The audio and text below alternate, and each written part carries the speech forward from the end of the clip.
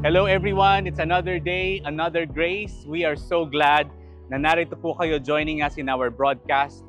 Welcome to His Life TV. Ang sabi nga po sa 1 John 3:16, this is how we know what real love is. Jesus Christ laid down His life for you and for me. This is His Life International City Church. We are the church that loves God, makes disciples, and impacts our world. My name is Hervey Faustino from the Couples Tribe. We are so glad na kayo po ay kasama namin sa broadcast na ito, be it in Facebook and YouTube. Pero syempre, we have a favor to ask. Pwede niyo po bang i-share ang link na ito sa inyong personal page and even PM this to your friends? We'd like also to know where you are watching us from and of course, participate by typing in your reactions sa comment section. Get connected to our social media pages para alam po natin ang mga activities sa church and some announcements as well. Before we proceed to worship, I'd like to share a verse with you. It says, this vision is for a future time. It describes the end and it will be fulfilled. If it seems slow in coming, wait patiently, for it will surely take place. It will not be delayed. That's in Habakkuk chapter 2, verse 3. So there's a call to trust in the Lord. Let's bow our heads and pray. Heavenly Father, we acknowledge you right now. Holy Spirit, we allow you to move in every hearts, in every homes, in every workplace watching this broadcast. We just know, Lord God, that you are with us and your presence goes with us, Lord God. Maraming salamat po. Bless the entire worship today. This we pray in Jesus' name. Amen. Amen. Let's worship the Lord.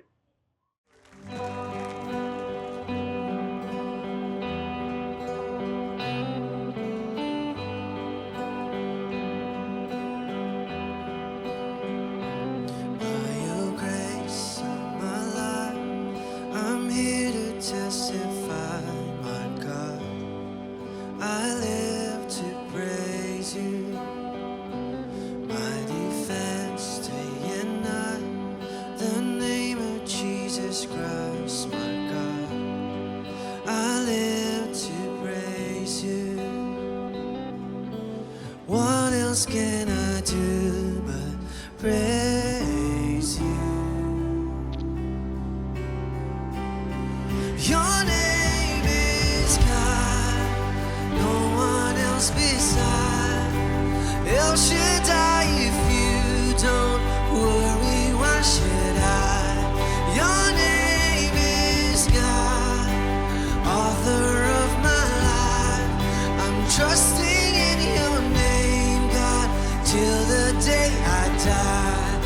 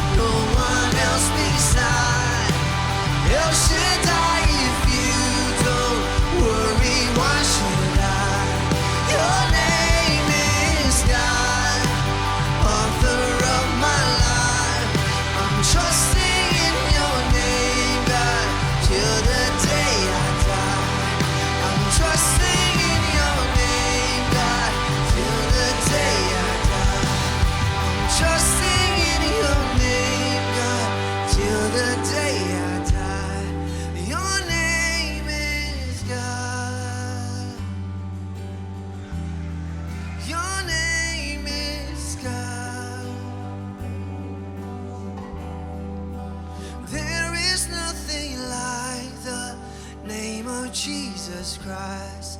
Your name is God.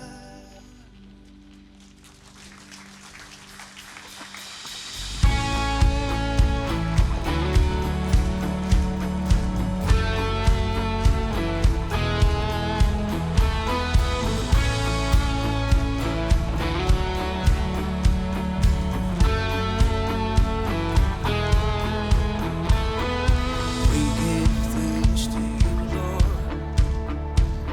Your love endures forever. Your grace is an open door. Your mercy is our treasure. When we were in darkness, you came. Your light, it fills our hearts. So fill this house with praise. That shouts of who you are. Sing it out. You are God. You are God. Our strength, our defense, our salvation, our deliverance.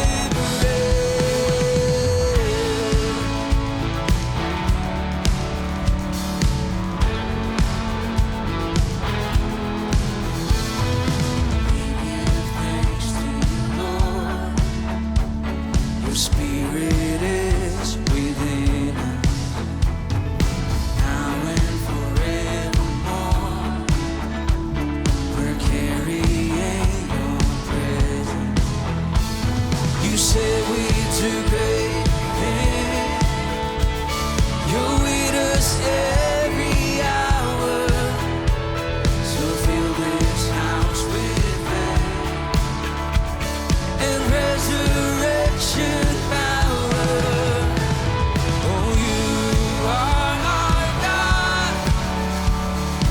You are our God.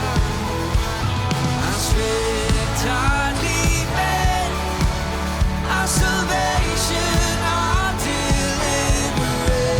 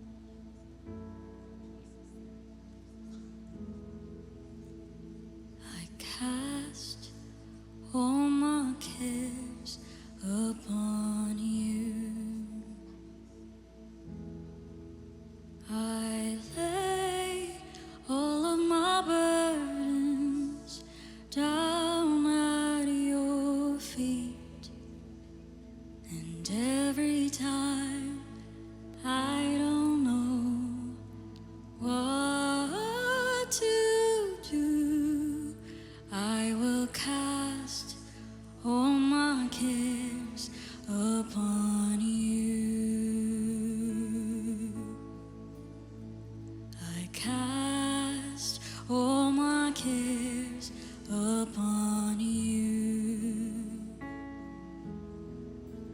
I lay all of my burdens down at your feet, and every time I don't know what to do, I will cast all my cares upon you. I cast all my cares upon you. I lay all of my burdens down at your feet, and every time I don't know what to do, I will cast all my cares upon you. And every time I don't know what to do, I will cast all my cares upon you.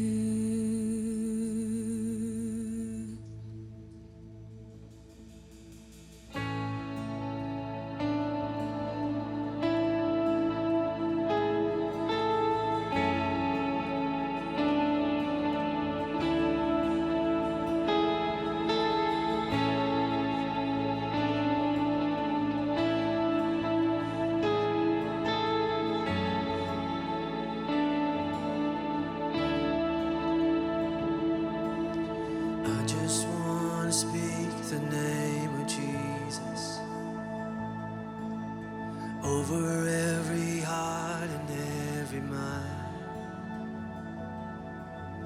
I know there is peace within your presence. I speak Jesus.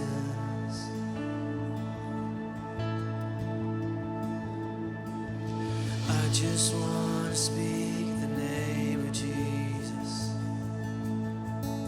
till every dark addiction starts to break, declaring there is hope and there is freedom. I speak Jesus. Sing your name. Your name is power. Your name is healing. Your name is life. Break every stronghold. Shine through the shadows. Burn like a fire. I just want to speak the name of Jesus over fear and all anxiety, to every soul held captive by depression. I speak Jesus. Sing that again. And I just want to speak the name of Jesus over fear and all anxiety, to every soul held captive by depression. Oh, I speak Jesus. 'Cause your name is power. Your name is healing. Your name is life. Break every stronghold. Shine through the shadows. Burn like a fire. Your name is power. Your name is healing. Your name is life. Break every stronghold.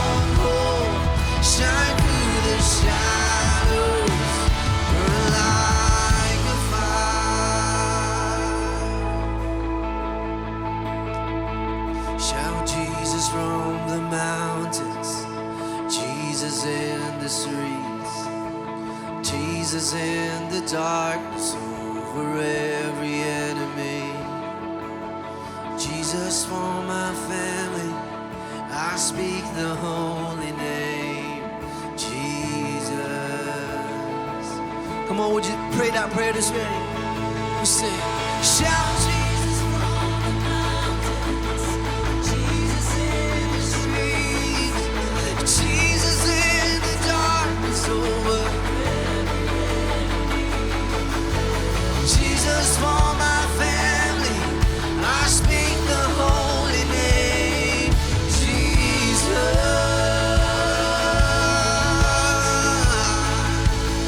Shout Jesus from the mountains, Jesus in the street, Jesus in the darkness over every enemy. Jesus for my family, I speak the holy name, Jesus. 'Cause your name is power, your name is healing, your name is life. Break every stronghold, shine through the shadows, burn like a fire. Jesus, your name is power, your name is healing, your name is life. Break every stronghold, shine through the shadows, burn like a fire. I just want to speak the name of Jesus over every heart and every mind. I know there is peace within your presence. I speak Jesus. I speak Jesus. Your name, your name. I speak Jesus. There's power in your name. I speak Jesus. I speak Jesus. Could you lift your hands today? Shout Jesus. Shout Jesus from the mountains. Come on. Jesus in the darkness over every enemy.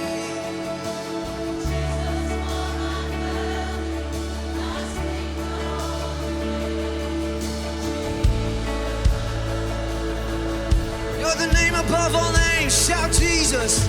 Shout Jesus from the mountains. Jesus in the streets. Jesus in the darkness over every enemy. Jesus for my family, I speak the holy name, Jesus. Every knee will bow, every tongue will confess. Sing out, shout Jesus from the mountains, Jesus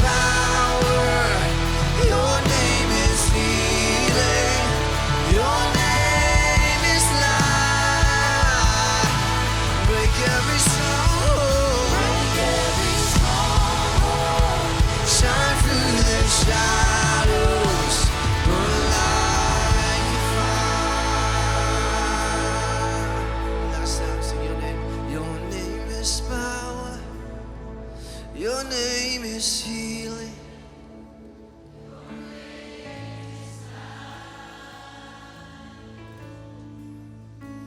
Break every stronghold, shine through the shadows, burn like a fire.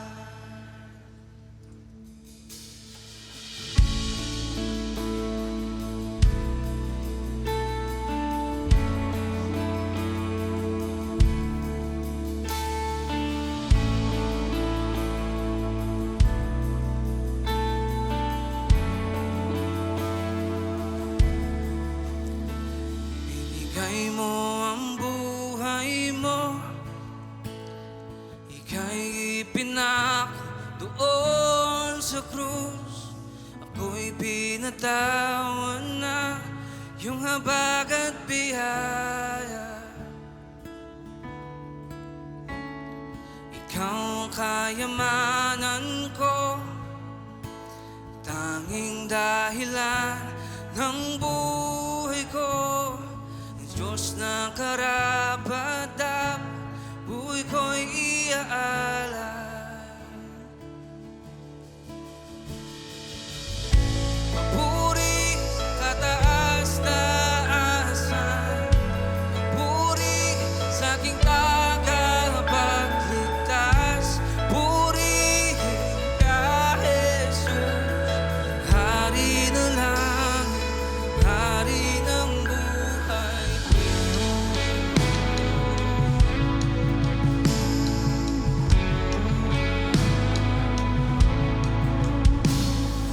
Tuwan ng puso ko'y iyong binuksan, dahil hawak mo susi sa walang hanggan. Pagkat ika'y namatay at nabuhay muli, puri sa kataas-taasan, puri sa aking tagapagligtas, purihin ka, Jesus, Hari na langit, Hari ng buhay ko. Puri sa kataas-taasan, puri sa aking tagapagligtas, purihin ka, Jesus, Hari na langit, Hari ng buhay ko. Hari na langit, Hari ng buhay ko.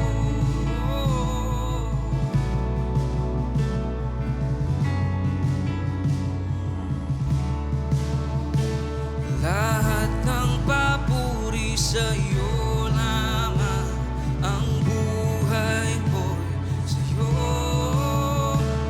Lahat ng papuri sa iyo lamang, ang buhay ko'y sa iyo. Lahat ng papuri sa iyo lamang, ang buhay ko'y sa iyo. Lahat ng papuri sa iyo lamang, ang buhay ko'y sa iyo. Lahat ng papuri sa iyo lamang, ang buhay ko'y sa iyo. Lahat ng papuri sa iyo lamang, ang buhay ko'y sa iyo. Puri sa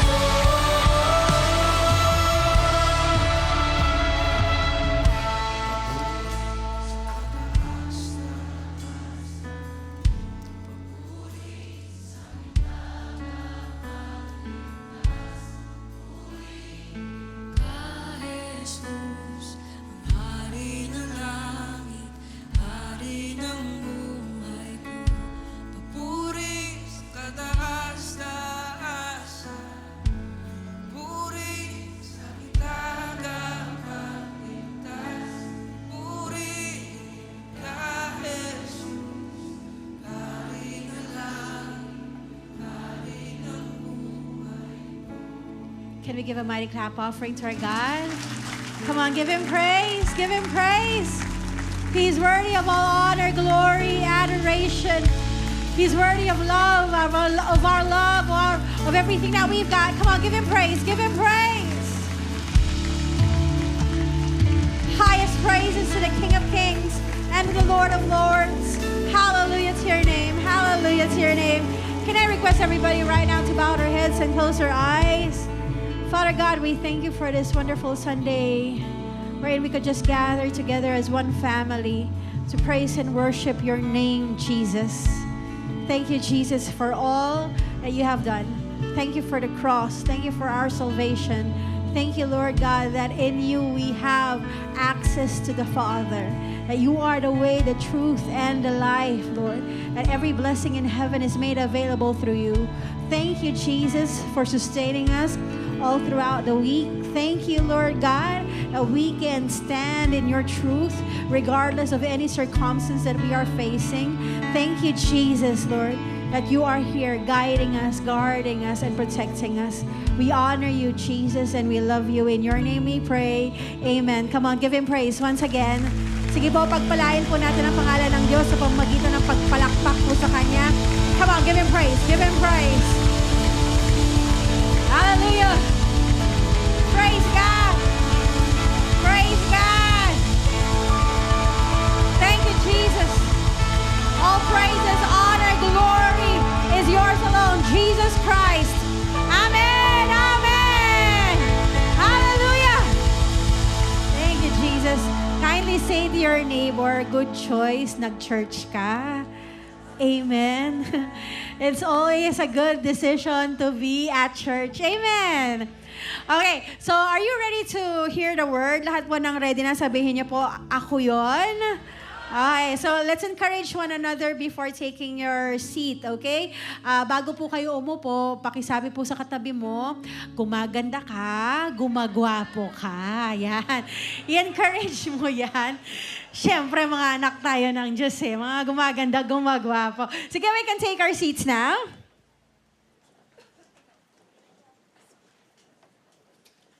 Hallelujah. Siguro po, there is one word that could describe our situation right now. With everything that is happening in the world, yan po yung word na uncertainty. Walang kasiguraduhan. Amen. These are uncertain times. We don't know what will happen. There are some ideas that will happen. Ayan na, umaapekto na po yung gasolina. At di natin alam gaano pa katagal to. Pero ito po, bilang mga mananampalataya ng Diyos, let us allow the Holy Spirit to encourage us through the word of the Lord. Dahil po sa panahon ng walang kasiguraduhan, pwede tayong tumayo sa sigurado. At ano po yan? Ang salita ng Diyos. Amen. Pwede tayong tumayo sa sigurado at ito ang salita ng Diyos. Amen po. Sige po, minsan pa po, palakpakan po natin ang Panginoon. Hallelujah. Let me exhort a passage we hear every after worship celebration. Lagi po nating naririnig yan. If not, every week almost all the weeks. Every Sunday we hear that. Sunday, Saturday prayer works, Wednesday prayer works. We always hear it after a celebration. Ano po yan? It's called the priestly blessing, or we know it more commonly as the benediction.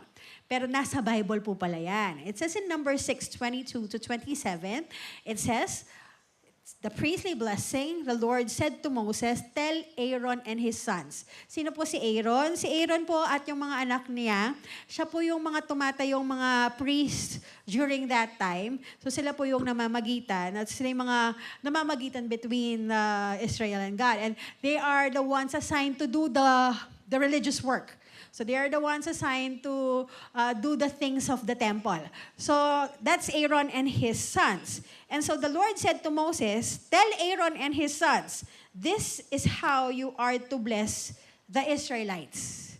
Say to them, verse 24, the Lord bless you and keep you. Lahat ng mga his life, anong sasabihin? Ayan. Okay. So the Lord bless you and keep you. Okay. The Lord make His face shine on you and be gracious to you. The Lord turn His face toward you and give you peace. O, tapos na po tayo. Okay. Hindi po. Ngayon, hindi po pala dyan natatapos. Meron pa sa verse 27. Anong sabi po sa verse 27? The verse 27 says, "So they will put my name on the Israelites, and I will bless them." So this is the Lord speaking to Moses, commanding him to tell Aaron and his sons to speak this blessing over the people of Israel. And let me entitle the message for today, "The Blessing That Covers Everything." Amen. The blessing that covers everything. Now, this is a very familiar verse kasi nga po lagi po nating naririnig. Dahil sa pagiging familiar po natin dito, we tend to overlook how intentional it was. Gano'ng kabigat to at gano'ng ka-personal na pagpapala po ito. Ang passage pong ito, hindi siya wish lang. Na sana pagpalain ka, sana ganito. Hindi po siya poetic wish. It's not even a hopeful prayer. What is it? The benediction is actually God's commanded blessing. Iniutos na pagpapala. God's commanded blessing spoken by the priest in Exodus, carrying the authority of God Himself. Now, dun po sa time of Exodus, before Israel marches toward the wilderness, before the battles, before the failures, before the victories, ano pong ginawa ng Diyos? God places His name on this nation through a blessing, through this blessing. So nilagay ng Diyos ang kanyang pangalan sa Israel bago pa man sila umabante sa disyerto. And today, I pray that we will see that God's heart is not only to make His people holy, but also to make them whole. Anong ibig sabihin ba ng holy? Yes, banal. Pero ano ba talagang ibig sabihin niya? Holy, it means set apart for the Lord. It means this, kunyari mo, itong gamit, itong lugar na ito, holy. And why? Because it's set apart for God. It's just for the Lord. Same thing with people. The people is set apart for God. That's holy. But as we go through our relationship with God, as we go deeper in our relationship with God, we see that being holy or set apart for God also makes us whole. Binubuo tayo. Yan po ang puso ng Diyos para po sa atin. Ang gawin tayong sa Kanya, na banal, pero hindi lang banal, buo din.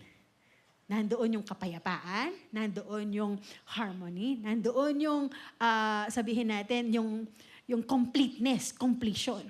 Now, as we dig deeper in this passage, makikita po natin God's blessing, it covers everything that we need. His blessing covers His people with protection. His blessing covers His people with His presence. And His blessing covers His people with His peace. Amen? Sige. Medyo, tayo ngayon? Nag-aaral. So, unang-una po, the blessing of God's protection. Number 624 says, "The Lord bless you and keep you." Yung word na bless, from Hebrew, it means barak. It means to endow with divine favor. It speaks of life, fruitfulness, provision, and God's active goodness. Yan po yung pagpapala ng Diyos, hindi limitado. Sobra-sobra grabe. Grabe siya pag magpala. So kapag sinabi po natin pagpapala ng Diyos yan, this is more than just material blessing. Ang sinasabi po dito, ang pagpapala ng Diyos, it speaks of life. It speaks of fruitfulness. It speaks of provision and God's active goodness. At kung mapansin po natin, blessing, it originates only with God.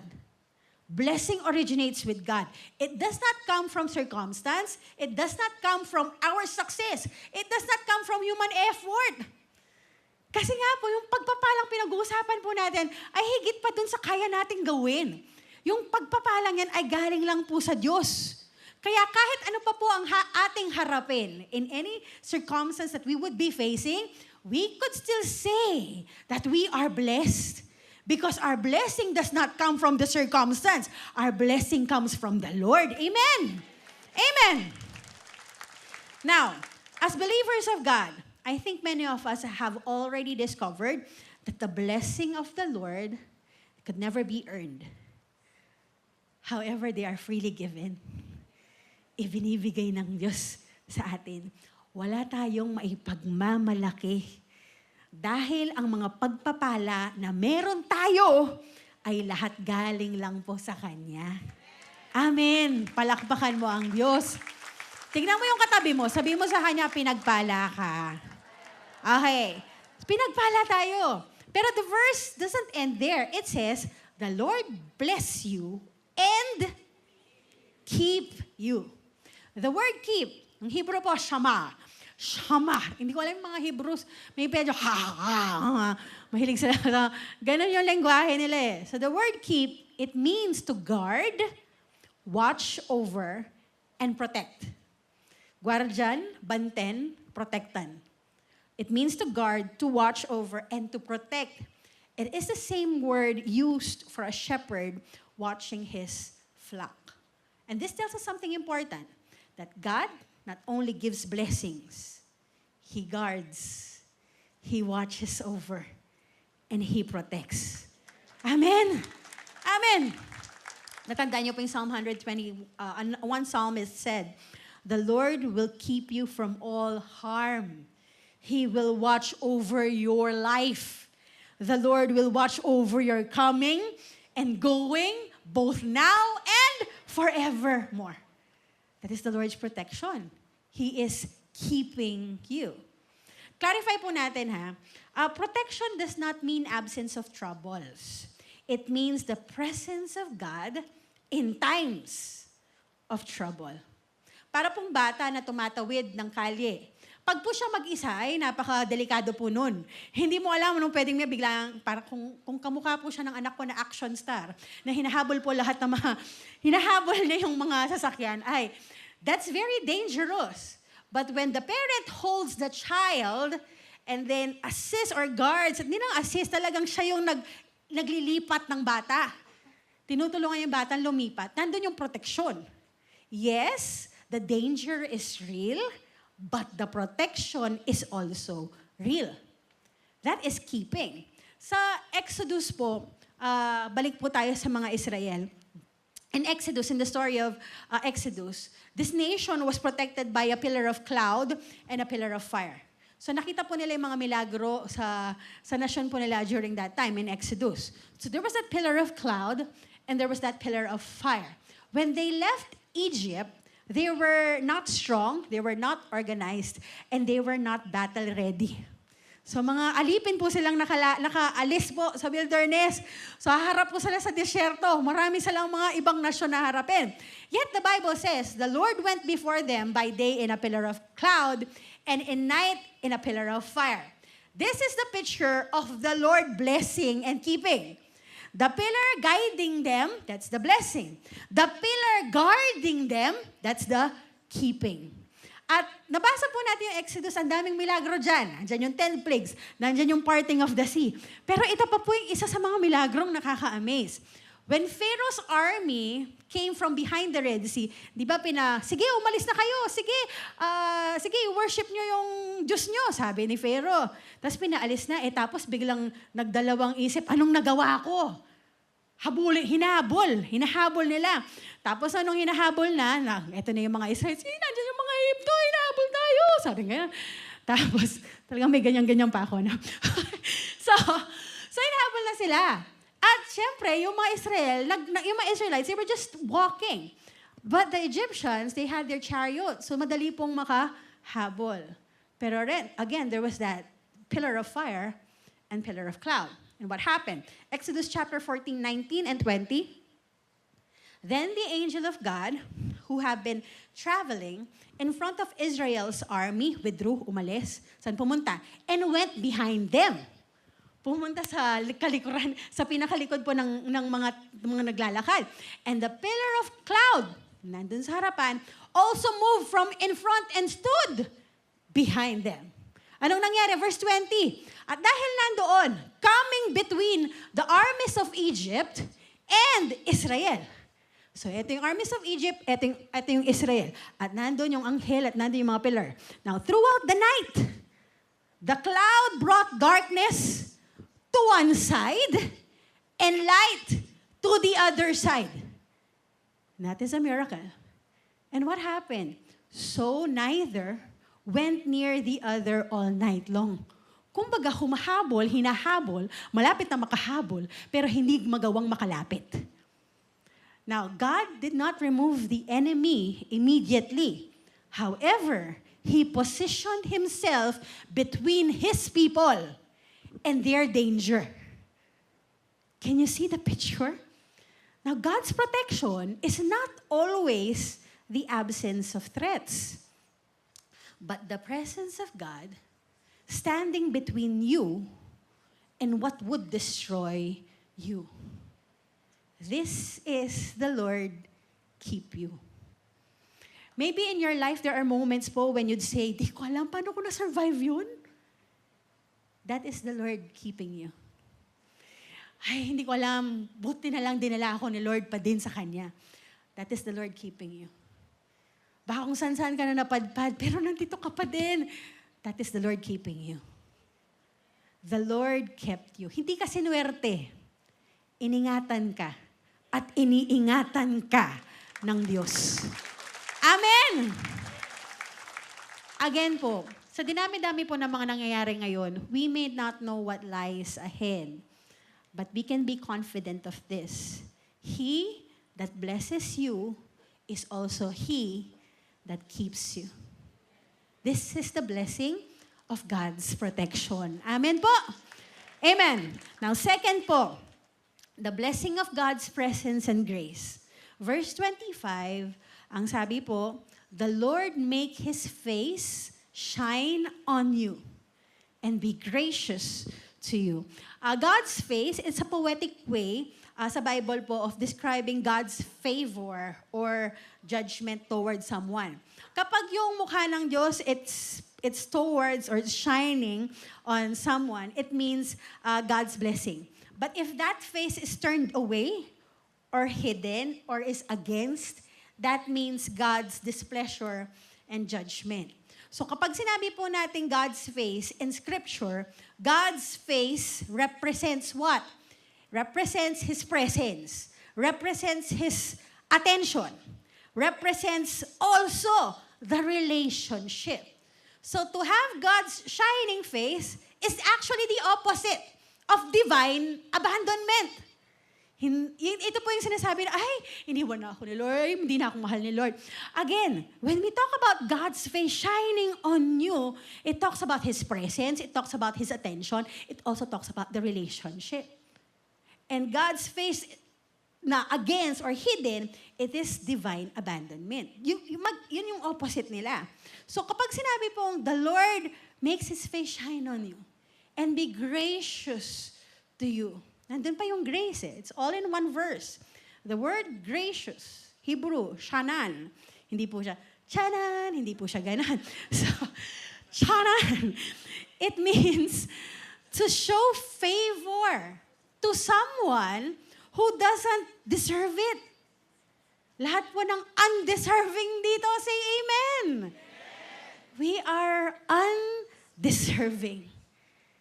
We are undeserving of His presence. We are undeserving of His attention. We are undeserving of this relationship that we have with Him. But praise God for grace. Praise God for His favor. Grace means God gives what we did not earn. Grace forgives what we cannot fix. God supplies what we lack. This is all actions of God. This is all acts of grace. Sa balik po tayo sa Exodus, yung nation of Israel, marami pong mga matigas ang ulo, lalo na po sa Exodus. Sa Exodus, nandyan yung kakalabas lang po nila, tapos nakita nila yung maraming milagro. Si Moses, may time na umakyat po siya sa bundok, at dahil matagal si Moses sa bundok, nabalisa sila. Nainip, nabalisa, at feeling nila, iniwan na sila. Feeling nila, wala na si Lord. Kaya anong ginawa po nila? Gumawa po silang Diyos-Diyosan. Andun yung ginawa nila, yung golden calf. And they started worshiping that golden calf. Of course, galit na galit si Lord. Kasi nga, you shall worship no other gods but me. Andun yun sa 10 Commandments. Tapos eto tong mga nasyong ito, bigla, nandun sa pinakababa, nagpupuri sila sa isang golden calf. Sa isang Diyos-Diyosan na kanilang ginawa. And when they heard the rumblings, the thunder, and Moses, yung anger din ni Moses, they expected the wrath of the Lord. God's face turning away from them. Siyempre naman, kakalabas mo pa lang sa Egypt, nakita mo lahat ng mga milagro, tapos ayun nga, may ganun na. So because of that failure, they were in fear, and they expected God's withdrawal from them. Dapat nga iiwanan na si Lord, di ba? Kasi sabi ni Lord kay Moses, sabi, sige, kayo na lang, papadala ko na lang ang anghel ko, hindi ko na kayo sasamahan. Dapat nga iiwanan na sila. Ayaw na silang samahan ng Panginoon. But what happened? Moses interceded. Moses entered the tent of meeting. And Exodus 33:11, sabi po, the Lord would speak to Moses face to face, as one speaks to a friend. This is the heart of Numbers 6:25. Moses was allowed still to mediate between God and Israel. Even after the failure of the people, God's face still turned toward Moses, who was interceding on behalf of Israel. It makes us all the more realize, at lalong nagiging totoo, God's presence and grace is with Israel because someone mediated for them. Meron pong namagitan para po sa kanila sa story po ng Exodus. And God said to Moses, anong sinabi po ng Panginoon kay Moses? Ang sabi po ng Panginoon kay Moses, the Lord replied, my presence will go with you and I will give you rest. This is grace. Why? This nation did not earn God's presence. They do not deserve God's favor. Yet God chose to remain with them. Hindi sila karapat-dapat, pero tapat lang talaga ang Diyos. Tapat lang talaga ang Diyos. Amen. Now, the shining face of God does not mean we never fail. Lahat po ng mga nagkakamali, sabihin niyo po, ako yon. However, it means failure does not cancel relationship. Amen. Meron ba kayong anak na dahil nag-75, hindi niyo na sila anak? Or nagkamali lang, hindi niyo na sila anak? Di pa, di ba? Failure does not cancel relationship. God's presence is not a reward for perfection. It is a gift of grace. And ito po this story, it's in Old Testament. Moses was the one interceding here. Tayo po, sino nag-i-intercede para po sa atin? Ang siyang nag-i-intercede po para po sa atin ay ating Panginoong Hesukristo. Jesus Christ Himself. God's face, sige, palakpakan po natin si Lord. God's face shine upon us, not because we are worthy, but because of Jesus Christ only. Kasi kung tayo lang, marumi talaga tayo. But His blood covers us. He is interceding for us. And in John 1:16 it says, for from His fullness, from Christ's fullness, we have all received grace upon grace. Hallelujah! Yung grasya niya, walang limit. It's grace upon grace upon grace. Because of Christ, God makes His face shine upon you. And so know that He is with you. That you are not abandoned. You are not rejected. You are seen, you are known, and you are loved. This is God's face shining on you and be gracious to you. This is the blessing of God's presence and God's grace. Lastly, pangatlo, the blessing of God's peace. The Lord turn His face toward you and give you peace. Sa Old English po, ang ginamit po, countenance. The Lord lift up His countenance upon you and give you peace. Yung phrase pong ito medyo similar dun sa God's face shining on you. Pero ito po ay ito po ay actually isang Hebrew idiomatic expression. And according to scholars, it talks more of relational language.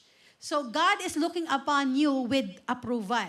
So to lift one's countenance, anong ibig sabihin nun? It means acceptance instead of rejection. It means favor instead of shame. It means relationship instead of distance. And this is powerful. Why? Because this means that God is not looking down on you in disappointment. He is looking at you in covenant love. Covenant love. Hindi nagmamaliw, hindi nababawasan, hindi nagbabago ang pagmamahal ng Diyos para po sa atin. Amen! Hindi nakabase sa ating performance ang pagmamahal ng Diyos. Amen! God is not looking down on you in disappointment. He is looking at you in covenant love. There's this one old story. I say it's old because it was, yung context po ng kwento ay ang panahon na walang social media at yung mga pictures ay sobrang mahal para mag-print at wala pang mga telepono na mobile. So, mailan lang po yung telepono sa lugar, kaya old story talaga siya. It's not, mobile phones are not a thing, social media is not a thing yet, even pictures, they're very expensive, so it's not a thing. Anong meron? Yung mga letters, mga sulat, lahat po ng dinatnan yon. Say amen. Meron pa pala. Mga letters lang. Okay. So this is an old story, and this is a story about one child who grew up and then chose to get out of the house. Bakit? Ayaw niya yung sa bahay. Ayaw niya yung mga nangyayari sa bahay, yung mga plano ng tatay niya. Ayaw lang niyang sumunod. Ayaw niyang gawing buhay niya yung nandoon kasama yung tatay niya. It's more of like a prodigal son story. So itong batang ito, lumayas kasama yung mga kung anong meron siya. And talagang YOLO. Ginawa niya lahat ng gusto niyang gawin. Naubos yung pera niya, naghanap siya ng trabaho, napunta siya sa kung ano nung trabaho, napunta siya kung ano-ano na yung binibenta niya. To the point talagang nahihirapan siya. Pero hindi niya kayang bumalik dahil nahiyang-hiyang-hiya siya. Hindi niya alam paano siya babalik kasi alam niya siya yung mali. At hindi niya alam kung tatanggapin pa siya ng tatay niya. Now, yung tatay naman po, of course, loved that son very much. And what happened was, he kept on looking and looking for his son. Hinanap po niya. Ngayon, pinupuntahan niya yung mga naririnig niya na pinuntahan ng anak niya. Until one time, napaisip niya, mag-post na lang ako ng mga posters. Ayan, mga panahon ng posters pa. Tapos ang ginawa po ay sumulat siya. Pedro, ito yung tatay mo. Mahal na mahal kita. Pinatawad na kita sa kung ano man ang ginawa mo. Umuwi ka na, inaantay kita. Ngayong Biyernes, nasa plaza ako, 3:00 ng hapon. Punta ka, andun ako, inaantay kita. That was Monday, and then the father kept on posting these letters kung saan niya naririnig na pumunta yung anak niya. Nandun sa isang tindahan, pinost niya doon. Narinig niya na pumunta daw sa isang building yung anak niya, pinost niya doon. Nakita na pati sa CR, pinopost niya doon. So kung saan man siya mapunta at kung saan yung narinig niya na pumunta si Pedro, ay pinost niya. Dumating po ang Friday, ang Biyernes. Papunta po siya, mag-3:00 at pumunta po siya sa plaza. Pagkarating niya sa plaza, gulat na gulat siya. Ang daming tao doon. Nasa 200 o 300. At nalaman po niya, yung 200 at 300 na tao doon, lahat sila, pangalan nila Pedro. Tapos, it so happened that all these Pedros were looking for forgiveness, wanting to be restored to their families. Aren't we the same somehow? Kung hinahanap natin yung kabuuan ng ating mga,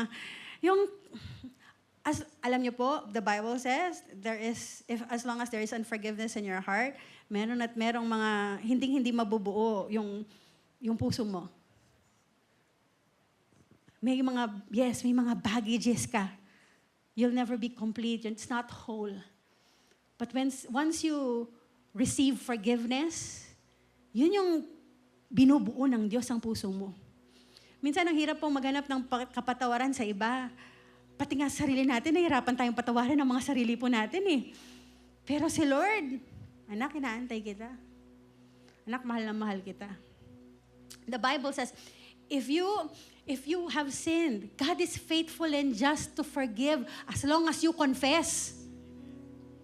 Confess, come to Him. Repent. Talikuran mo yung dati mong buhay, sumunod ka sa Kanya. Tama na yung ikaw yung nasusunod. Hayaan mong siya yung masunod sa buhay mo. Kaya nga, the Lord turn His face toward you and give you peace. The word peace, shalom, it means wholeness. It means completeness. It means harmony and well-being. It's not just the absence of conflict. It is life as God intended it to be. Kaya nga po sa Isaiah, yung verse sabi, you will keep in perfect peace those whose minds are steadfast because they trust in you. Pinagkakatiwalaan kita, Lord. Amen! Ng buhay ko, pinagkakatiwalaan kita, Lord. Ng mga hinaharap ko, pinagkakatiwalaan kita sa lahat ng mga desisyon ko. Shalom is what happens when everything is aligned under God's rule. God's will. Ang kapayapaan po ng Diyos ay hindi lang katahimikan. Ito ay kabuuan ng buhay. Again, God's heart is not just to make us holy, it's make us whole. Peace, it's not just silence. It's right alignment. Kapag tayo ay nasa kalooban ng Diyos, nakakapagpahinga tayo eh. Andun yung kapayapaan na hindi mo maintindihan. Kasi alam mo, si Lord nandyan, hawak-hawak ka niya, hindi ka niya pababayaan. Yung kalooban niya yung masunod. Amen! This is what we have when we align ourselves to the will of the Father. The blessing of God's protection, the blessing of God's presence and grace, the blessing of God's peace. These blessings, they all work. Why? We find the answer in verse 27. It says, verse 27, so they will put my name on the Israelites and I will bless them. So kapag daw po yung sina Aaron and his sons declare this blessing over this nation, they are putting the name, God's name on this nation. And sinasabi po ng Diyos, I will bless them. The Lord places His name. Kaya makapangyarihan po yung pagpapala. Kasi naka-back up ng pangalan ng Diyos. The Lord places His name. In the ancient world, a name is more than just identification. A name, it represents character. It represents authority. It represents ownership. It represents covenant. Ang pangalan ng Diyos ang siyang itinatatak po sa mga nananampalataya po sa Kanya. Amen. Amen. To place God's name on the people means these people, they belong to Him. These people, they represent Him. These people, they live under His authority and His protection. And that is covenant language. God is saying, these are my people. And I take responsibility for them. Kapag ang pangalan ng Diyos ay nasa atin, siya ay para sa atin. Nalala niyo po yung kanta? He is for you. He is for you. He is for you. He is for us. Romans 8 sabi, so now therefore there is no condemnation for those who belong. Kanino? In Christ Jesus. There is no condemnation for those who belong in Christ Jesus. A family name placed on a child does not mean the child is perfect, but it means the family stands behind this child. Poprotektahan, alagaan, gagwardyahan. Bakit? Pamilya eh. Tama?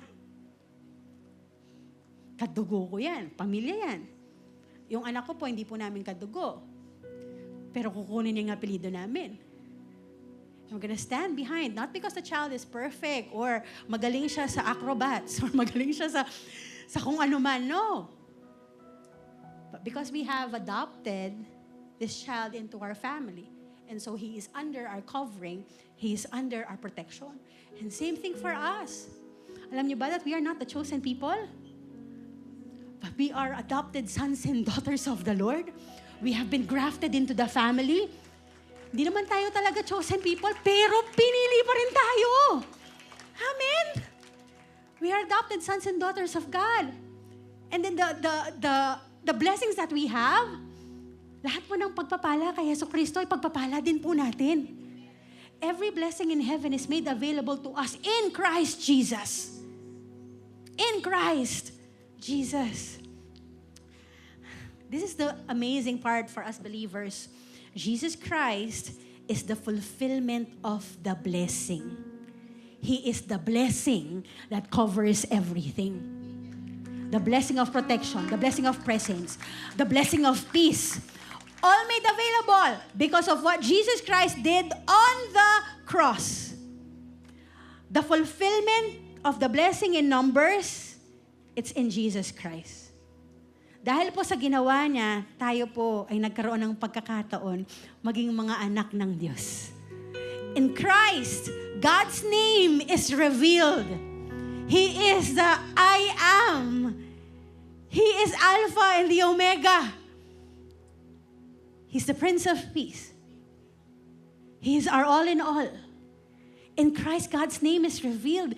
In Christ, God's face is fully shown. In Christ, grace is embodied. In Christ, peace is secured. Kapayapaan ng Diyos, kapayapaan kasama ang Diyos. Peace with God is secured. Jesus did not just speak the blessing, He carried the name above every name. That's how powerful it is. And Jesus did not just speak the blessing, He became the blessing. He's the ultimate blessing.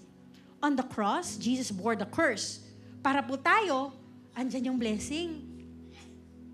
Nandyan yung pagpapala dahil kinuha po niya yung karampatang kaparusahan sa ating kasalanan.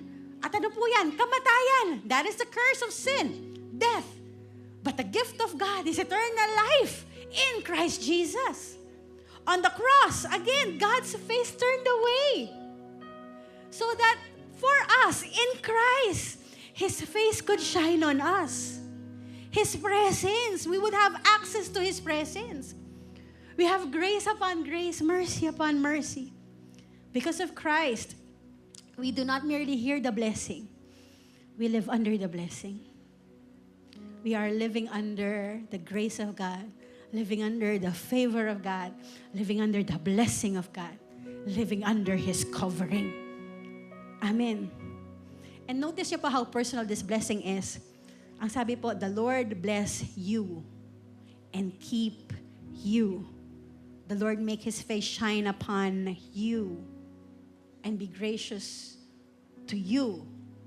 The Lord turn His face toward you and give you peace. Hindi niya sinabing the Lord, o sabihin mo sa kay Aaron at sa mga anak niya, this is how you would bless them. Sabihin mo, the Lord bless this nation. The Lord keep this nation. Hindi po sinabing ganun. It's personal. And God is a personal God. He knows your name. He sees your situation. He understands your fears. At sa lahat po ng mga nangyayari ngayon, tandaan niyo po, tinatakpan ka ng Diyos ng kanyang pagpapala, ng kanyang proteksyon, ng kanyang presensya, at ng kanyang kapayapaan. And how should we respond? How should we respond? We respond with faith. We put our faith in Him. Lord Jesus, you are my God. I am yours. Yung buhay ko po, para po sa inyo. Yung gagawin ko po, para po sa inyo. Lahat ng gagawin ko, trabaho ko, negosyo ko, pamilya ko, para po sa inyo. We become a people of God. Become sons and daughters of God. And we receive the grace and the favor. Ano sinasabi po natin at the end of every sentence? The Lord bless you and keep you. Diba? Sinasabi, I receive. We just receive it. Bakit? Kasi hindi naman natin pwedeng pagtrabahuan eh. We cannot earn it. We cannot work for it. We could just receive it with faith and with gratitude. Amen. Lord, salamat po, Lord. Thank you, Lord. Meron ba, ang hirap naman sabihin na, Lord, nakakahiya po. Lord, trabahuin ko muna, Lord. As if pwede nating trabahuin ang pagpapala ng Diyos. Hindi natin kayang trabahuin ang pagpapala ng Diyos. Mahal na mahal yan.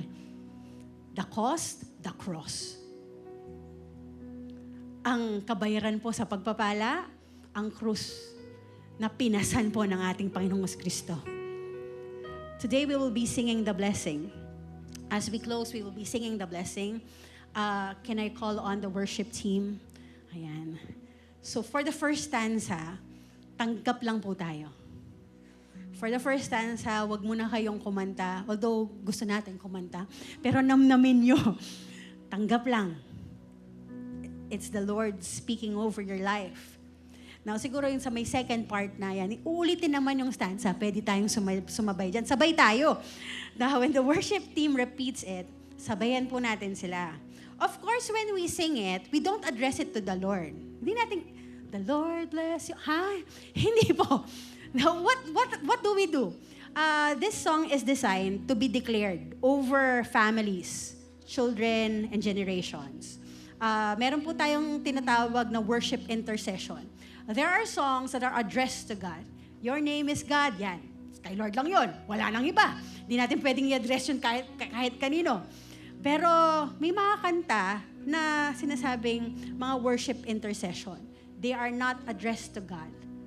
But you are interceding to the Lord by declaring this over the people that God has entrusted to you. Now tayo po, because of Christ, we are a royal priesthood. Exodus, ang sinabi, sabihin mo po sa mga priest na ito, yung mga yan, ito yung pagpapala, sabihin nila, i-declare nila. Tayo po, ng mga nananampalataya sa Panginoon, tayo po mismo. We are a royal priesthood. And so we can speak this blessing over our children. Sa mga heads of the families, you can speak this over your families. Sa mga may negosyo, you can speak this over your businesses. If you're a Christian in a circle of friends and you are the one that God has appointed to pray for them, you can speak that blessing. Sa community nyo, speak that blessing.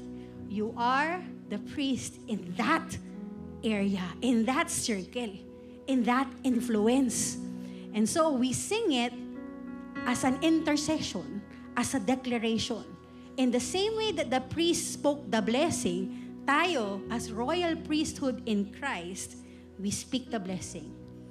And again, yung power niya, it's not because we are eloquent on it. No. What is backing that power? It is God Himself. The blessing works because God stands behind His own name. God's blessing flows from His promise, not human eloquence. Amen. Sige po, tayo po tayong lahat. And so we receive it with faith.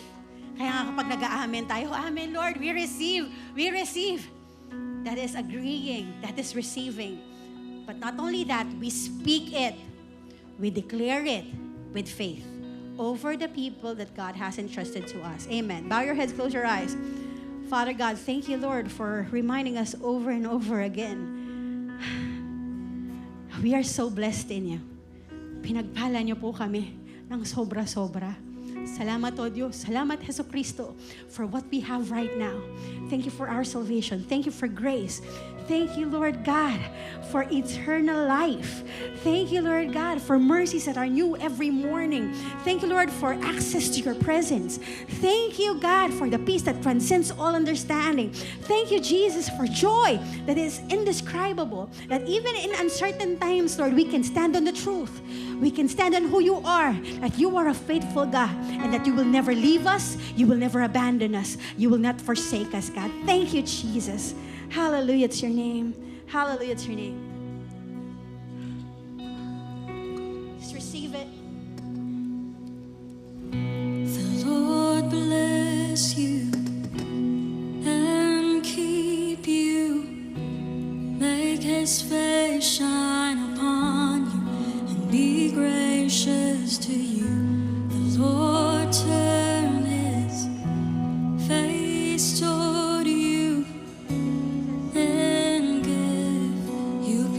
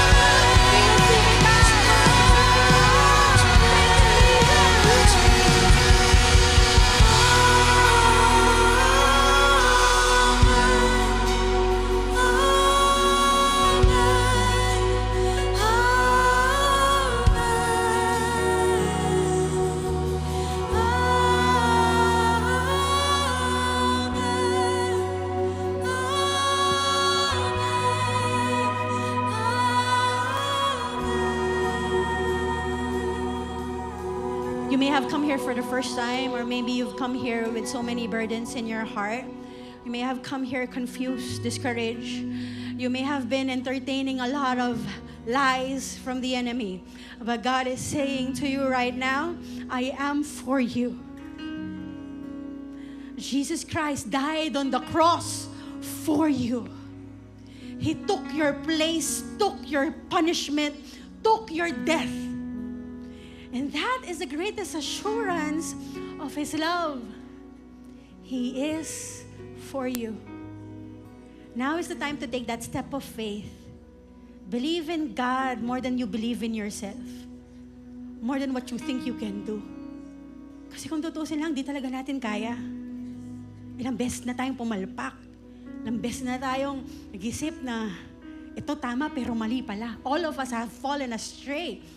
And now is the time wherein God is saying to us again, I am for you and I'm waiting for you. Give your life to me, I will take care of you. It's not absence of testings or absence of trials, but you are sure of this, I am with you always. Kasama mo ako, I will never leave you nor forsake you. Trust me. Give your life to me. Talikuran mo yung dati mong buhay. Paniwalaan mo ako. Napakaganda ng plano ko para sa'yo.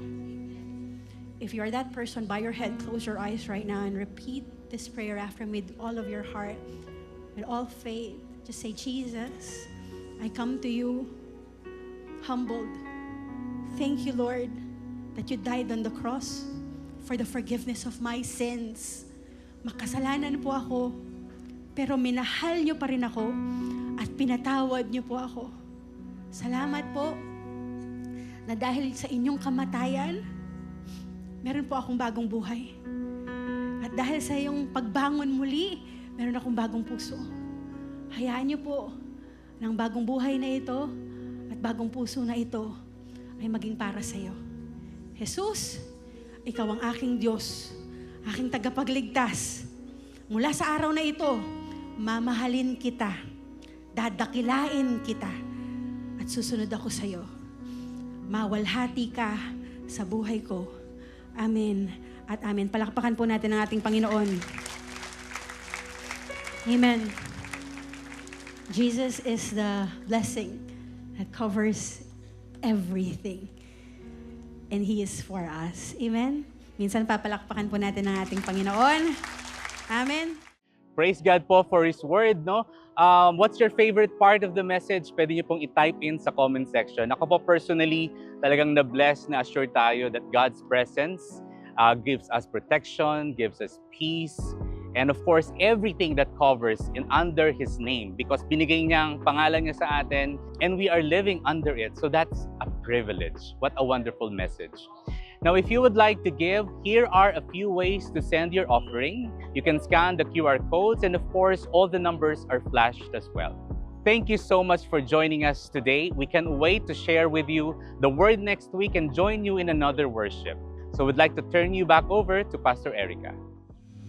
Minsan patignan mo yung katabi mo, sabi mo sa kanya, pinagpala kang tunay. Amen. Praise God. Okay, let's all stand. Raise your hands.